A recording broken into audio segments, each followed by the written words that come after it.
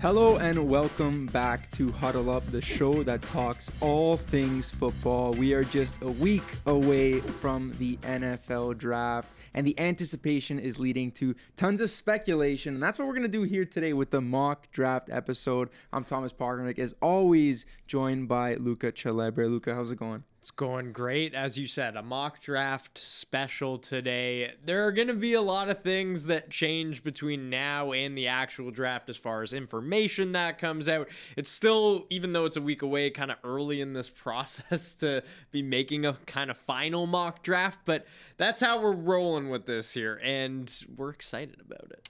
We're going to use our sort of best educated guess to make the best predictions for all these teams. But of course, the Chicago Bears have been on the clock for some time now. And the number one pick has been known for some time now. And it's going to be Caleb Williams, right? But we'll take a look at the top 8 that we have so far. Of course, Caleb Williams off the board at number 1. Jaden Daniels at number 2. The LSU quarterback lands in Washington. Third overall, it's still quarterbacks coming off the board. Drake May out of UNC going to the Patriots. Fourth overall, the first wide receiver off the board in Marvin Harrison Jr. out of Ohio State. And fifth overall is where it gets really interesting. Our only trade of the mock draft, and that's the Minnesota Vikings trading with the Los Angeles Chargers to move up and draft J.J. McCarthy out of the University of Michigan. 6, Malik Neighbors to the Giants. Joe Alt at 7, the offensive lineman out of Notre Dame to the Tennessee Titans. And at 8th overall, the first defensive player off the board, that's Alabama's Dallas Turner landing with the Atlanta Falcons. Luca, this is our top 8. What strikes you first? A lot strikes me first, and for everyone at home watching this as well, we should mention that you were responsible for the odd number picks when we did this. I was responsible for the even number picks. So I think we have to start at 2 and Jaden Daniels over Drake May. And this is going to be a conversation up until draft night. The reason why I went Jaden Daniels over Drake May for the Washington Commanders specifically is I think that he fits more of what Cliff Kingsbury wants to do as far as what we know about him, his offensive systems, his background, where he comes from, what he's had to work with in the NFL when he's been a head coach in the NFL with Kyler Murray running the show there and handpicking Kyler Murray to be that player when they had Josh Rosen on the roster not too long before. So I think that just how dynamic Jaden Daniels is as an athlete, as a runner, and as a quick decision maker, getting the ball out accurately, I think that fits more with what Cliff Kingsbury wants to do on offense than maybe with what Drake May does really well. Not to say that Drake May can't do well in that system, but I just think the match fits a little more there. Number 3, I kept it going with quarterbacks, and I really considered a trade for New England because the arc of Drake May has kind of been a little weird, where just a couple months ago, he was no doubt seen as the quarterback 2 in this draft. And now everyone's looking for different ways to discredit him, pulling up all these different statistics about his time in UNC. And yes, he didn't have the best team around him there, but I really, really like his intangibles. And I think that New England, you're 3rd overall, you may not be this high again. You need a quarterback. You have Jacoby Brissett as that sort of bridge guy who can help Drake May learn. Start off this new regime by taking a signal caller, and that's why I ultimately went with the quarterback at number 3. At number 4, could also be a trade down spot, depending if a team wants to move up with Arizona to pick a quarterback. But I think if Marvin Harrison Jr. is on the board, you got to take him if you're the Arizona Cardinals. They have nothing as far as receiver talent goes. Lost Hollywood Brown this offseason, lost Rondale Moore this offseason. They had a couple of draft picks step up last year, Michael Wilson specifically. But Marvin Harrison Jr. is this can't-miss wide receiver prospect. And I know in the weeks leading up to the draft, there's been some talks about how Malik Neighbors might actually be the number 1 receiver in this draft, and Rome Odunze not far behind him. I just don't think you have a complete receiver in this draft, and a complete receiver we haven't seen in a long time come through the process like Marvin Harrison Jr. The body control, the balance, the way he runs routes in and out of his breaks. He's so smooth and fluid as an athlete. I don't think you can pass up on him. All right, number 5 is where it gets very, very interesting because, of course, like I mentioned, we have the trade. And I just think this is the perfect storm where urgency meets patience. Yeah. And Minnesota Vikings, no team has more pressure on them, I think, going into this draft because you're in a situation where you have veterans like Justin Jefferson and Aaron Jones on your team, on your offense specifically, and you need to win now. And yes, you bring in Sam Darnold, a move I really like, but there's still some concern of whether he can be a long-term starter. So I think you absolutely need to be the team that trades up for a quarterback. And we've all felt this move coming for some time, whether it be Minnesota and teams like Denver and Vegas were also sort of flaunted as a potential team to make a move. But it just makes perfect sense for Minnesota. And on the other end, Los Angeles is a team that right now, they just need quantity. They lost Mike Williams. They lost Keenan Allen. And I think it's fitting that Jim Harbaugh is the guy that makes the J.J. McCarthy pick happen. So you see Los Angeles moving down, recouping 2 first-round picks in the same draft. They can take their weapons. Don't want to spoil too much of the mock later on. And then you have Minnesota trading up to take Jim Harbaugh's former quarterback, J.J. McCarthy, a guy who I think in a polished offense with a ton of talent around him, which is what Minnesota is, he can really come into his own and flourish in the NFL. Best situation for sure to be dropped into out of all these quarterbacks is Minnesota. And like you said, they're the only team with that 2 first-round pick ammo. That's why they made the trade with the Texans. So that's why we projected them to move up instead of a team like Denver or Las Vegas. Number 6, Malik Neighbors to the New York Giants. I think it just makes so much sense. The Giants receiver room is so weird. It feels like they just have a million slot receivers, and that's been the joke for a long time with them outside of Darius Slayton, who continues to kind of be that consistent receiver in that room.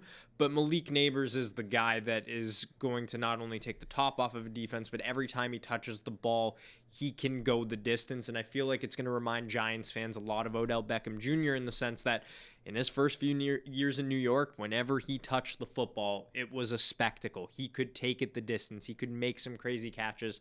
That's what Neighbors is going to bring to this offense for not only Daniel Jones this year, but assuming quarterback of the future beyond, because I don't think we're sold on Daniel Jones. Quarterback is still in need with them.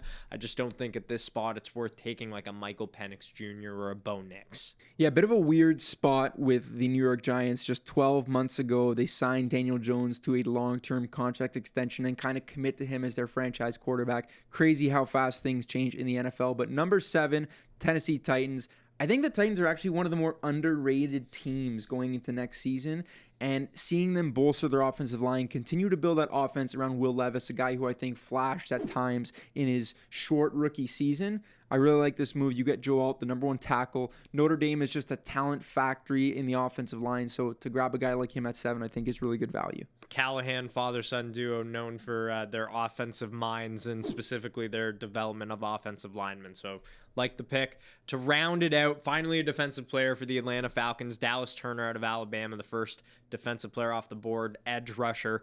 This team needs sack production. Like, they haven't had a good pass rusher since John Abraham back in 2012. Since that year, they're like near the bottom and dead last as far as sack production goes. So they just need some talent on that defensive line. Well, there it is. The top 8 of our mock draft. I'm not sure how many surprises there were in there. Obviously, we have the trade, but plenty of more surprises to come as we break down the rest of the first round. Now let's go from 9 to 16. And let's start with number 9, Chicago taking Jared Verse, another pass rusher, off the board. At number 10, Rome Odunze, the third receiver in the top 10, goes to the New York Jets. Another pass catcher, Brock Bowers, goes to the LA Chargers at number 11. Denver at 12 picks Quinyon Mitchell, the first corner in the draft. Number 13, Las Vegas takes an offensive lineman, Tali Fuaga. The Saints follow suit at number 14 with tackle J.C. Latham out of Alabama. At 15, the Colts take a receiver, Brian Thomas Jr. out of LSU. And then to round out this section of the draft, Seattle takes offensive lineman Troy Fatanu out of Washington. Out of this section of players that we just mentioned, I feel like the place to start has to be Chicago and the New York Jets. Yeah, Chicago at number 9 is interesting because a receiver has kind of been mentioned all throughout the offseason, but I think going out and getting Keenan Allen changes that a little bit. And I know he's maybe in the back 9 of his career, but he's also coming off his best season ever. So to me, he still has a lot in the tank. And Cole Kmet has really come on in the last couple of years. So I think Caleb Williams is already entering this offense with so many weapons. You look at the defensive side of the ball. They went out and they got Montez Sweat at the deadline last year, a move that I really liked, but he led the team in sacks. And one, that's a great thing because it means he panned out and he's doing well for the team. But that also means that next to him, they have really nothing because he's able to lead the team in sacks after only playing there for half a season. So I think you go out and you get Jared Verse, a really athletic defensive end who can just get to the quarterback. And ultimately, when you're in a division going up against Jordan Love and Jared Goff and maybe Sam Darnold, maybe J.J. McCarthy, I think you need to prioritize the pass rush because you're just in a conference with elite offense, elite quarterback play, and winning that NFC North is going to be an absolute battle this year. Chicago's pick of the defensive side of the ball, though, leads the Jets to picking Odunze. And when you look at that receiver room and just the timeline that they're on, Aaron Rodgers and Joe Douglas, like, it's win now time for them. Rodgers isn't getting any younger. Douglas might not be making any more decisions past this year depending on the success of this team. They need to do well, and so getting another weapon for Rodgers outside of Garrett Wilson. Yes, they signed Mike Williams, but he has not proven that he could stay healthy at all. And they like to run a lot of 3 receiver sets as far as Aaron Rodgers goes in his offenses. So having a guy that is considered maybe the best route runner of the class and is compared to a former Rodgers guy in Devontae Adams doesn't hurt. I was going to say, the fact that in this scenario, the Jets could potentially get the Devontae Adams comp with maybe even more size for Aaron Rodgers. And Aaron Rodgers has played with a lot of great receivers in the NFL. But a trio of Garrett Wilson, Rome Odunze, if he's what's been said of him, and Mike Williams when healthy, may just top the list of versatility, of speed, of just pure pass-catching dominance. And I think the idea of that should strike fear in the eyes of every single defensive back, not just in the AFC East, but in the AFC and in the entire NFL. Let's talk about our favorite picks from this section to talk about some more players. Who's your favorite pick from number 9 to 16? Obviously, the Rome Odunze one is very, very scary, him landing in New York. But I want to talk about another wide receiver, and that's Brian Thomas Jr. landing with the Indianapolis Colts. It's year 2 of Anthony Richardson. Love what I saw from him in year 1. It's just a matter of can he stay healthy and can he protect himself a little bit more. And that's going to start with him needing to throw the ball. You locked up Michael Pittman Jr., a very good wide receiver. Pair him with Brian Thomas Jr., LSU guy. He was solid with Malik Neighbors beside him, and I think it could be a similar dynamic there. And then lean on the rest of your weapons. Josh Downs was very solid last year. Alec Pierce, Jonathan Taylor at running back. You're starting to really build something out in Indianapolis. They're a good young team with Shane Steichen, a really bright young head coach. And I think adding this is kind of the last piece to a puzzle in what can be a very potent offense in Indy. The offensive lineman picks are never sexy, but I think every team in this range that picked one really needed one, so those are great shouts. But I'm going to go with Jim Harbaugh's first pick, and it's Brock Bowers. I think that getting Bowers at this point in the draft and trading back to get another first-round pick we're going to talk about later really sets the tone for this team and for how Jim Harbaugh wants to play, how they're going to help Justin Herbert and make his life as easy as possible, especially like you mentioned before. They lost Keenan Allen. They lost Mike Williams. So they're going into this season with a lot of uncertainty at the pass catcher position. Having a tight end that can split out in the slot and is much more than a tight end to be that safety blanket and to be that dynamic playmaker in the middle of the field for Justin Herbert, who's got a cannon of an arm. I just love that pick a lot. We've completed the first half of the first round so far. Now let's get into picks 17 to 24. We'll start off with the Jacksonville Jaguars selecting defensive back Terrion Arnold of the University of Alabama. Cincy at 18 goes out and bolsters that defensive line after the loss of DJ Reader, selecting defensive lineman Byron Murphy. At 19, the Rams add Laiatu Latu at a UCLA. Pittsburgh goes interior O-line, selecting Graham Barton at a Duke. The Dolphins add some tackle help at 21, ending the slide of Penn State lineman Olu Fashanu. Cooper DeJean goes off the board out of Iowa to the Eagles at 22. The Chargers continue to add some firepower at receiver with Adonai Mitchell at a Texas and Amarius Mims being chosen to the Dallas Cowboys at pick number 24 to end off this block. Luca, what are you looking at here? Looking at a couple of things, and I think the offensive line fits are interesting. I really like what the Pittsburgh Steelers did after they lose their center, Mason Cole, and get Graham Barton out of Duke, who can play a lot of positions on the interior. The Dallas Cowboys one is interesting because I made that selection for them. I opted for a guy that in Mims, not a lot of career starts in college, under 15 of them, which is wild to consider that he's going to play offensive tackle in the biggest football market, especially after they lose a Hall of Famer in Tyron Smith to the New York Jets. But I think this pick is interesting for a lot of reasons. You don't have to rely on him in year one as much as Dallas might want a player here in that range that they can kind of plug and play. I think they have some position versatility with Tyler Smith, maybe moving him to left tackle. Maybe you put Mims at right tackle at the start of the season and then make that transition in year 2 or year 3. But I think as a project for this team, maybe people will look at it like they need something as more of a win now mode. I just like Mims and his future a little more than I do Tyler Guyton, who we're going to talk about a little later. Yeah, I think now that we're into the back half of the draft, we're starting to draft for the playoff teams, and there's less and less holes as we get further deeper into the draft, and it becomes harder to make a selection because you really don't know what the teams are going to do. In some cases, yeah, a team might need an offensive tackle, but they're just going to go best player available. And if they prefer a DB in that spot, they're going to take him. So a lot of interesting ones. I love the Cooper DeJean pick from you. One that I think that I want to highlight is Miami taking Olu Fashanu, the lineman out of Penn State. I think when we did our first ever mock draft, and this was back when maybe the regular season just ended, we had him in our top 5. And he was a guy who I think he's fallen a little bit as this process has dragged out.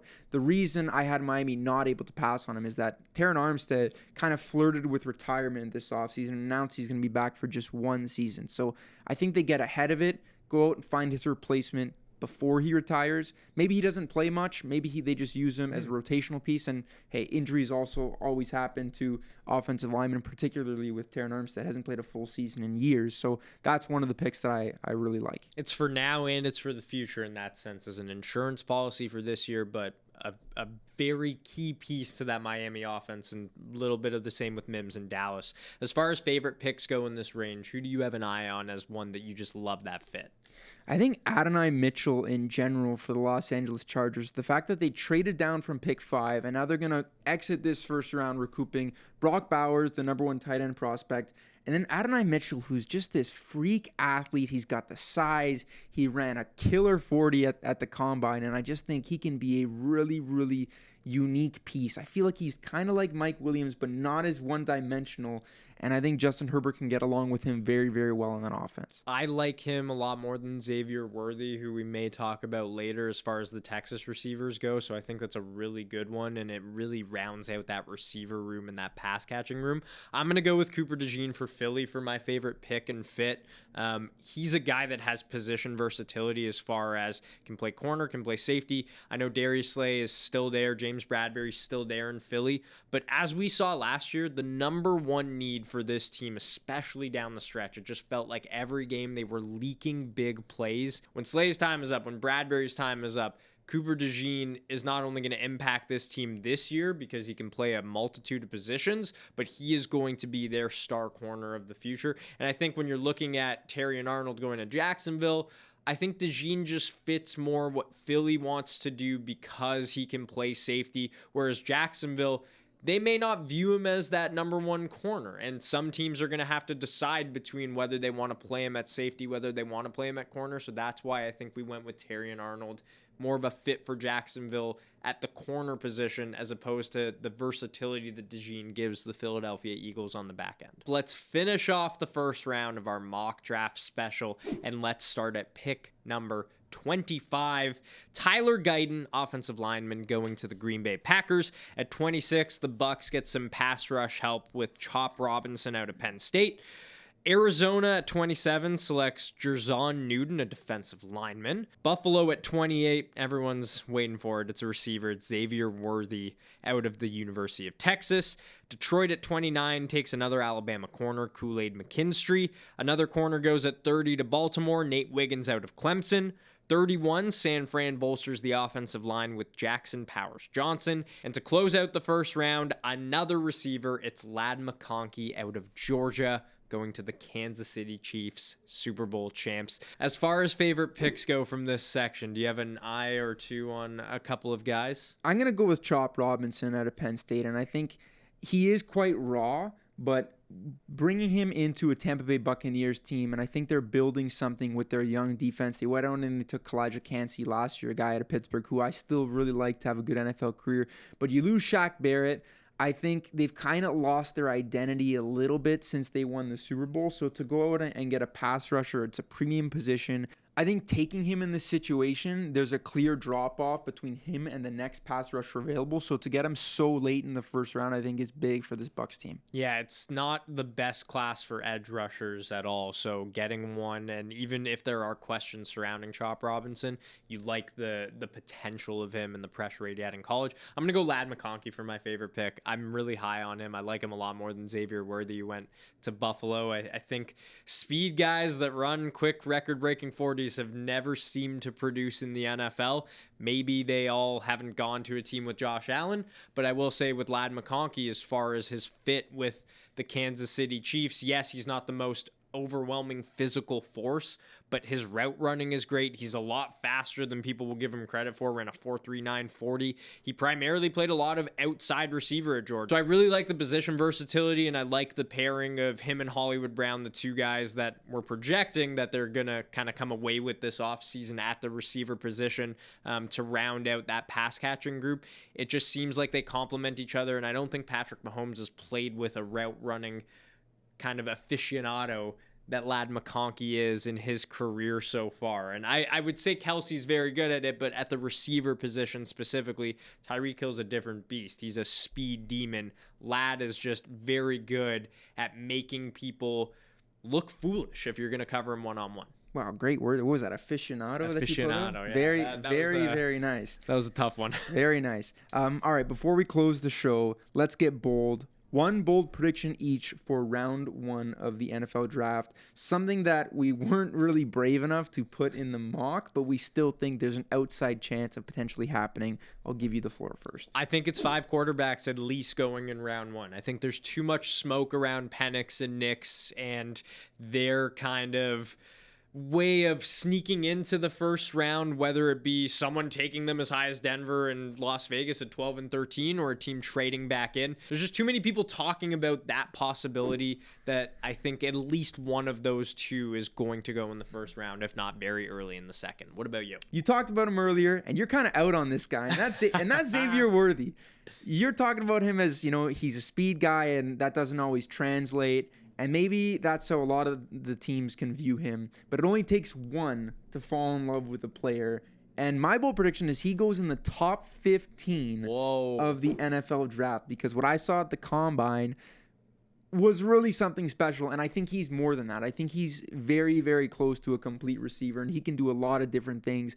And the way this league is tending to go now is it's all about yak and making plays after you get the ball in your hands. And he can do that. So Xavier Worthy, for me, I think one team's going to fall in love with him. We saw with Jahmyr Gibbs last year in the Lions, went way earlier than we all thought, and he turned out to be a very, very good player. I can see Xavier Worthy going in the top 15. John Ross, another good example of one team just falling in love with that speed and thinking up ways that they can use it. So who knows what'll happen come draft day, but that's the best part of it, is not knowing, and we're so excited for the draft. We're also going to be doing a live draft stream on the 25th for the first round on YouTube, so really excited about that, to break down every pick and react in real time as it's happening. So if you like what we're talking about now, make sure to tune in on TSN's YouTube channel. April 25th, we'll be live a couple hours before the draft.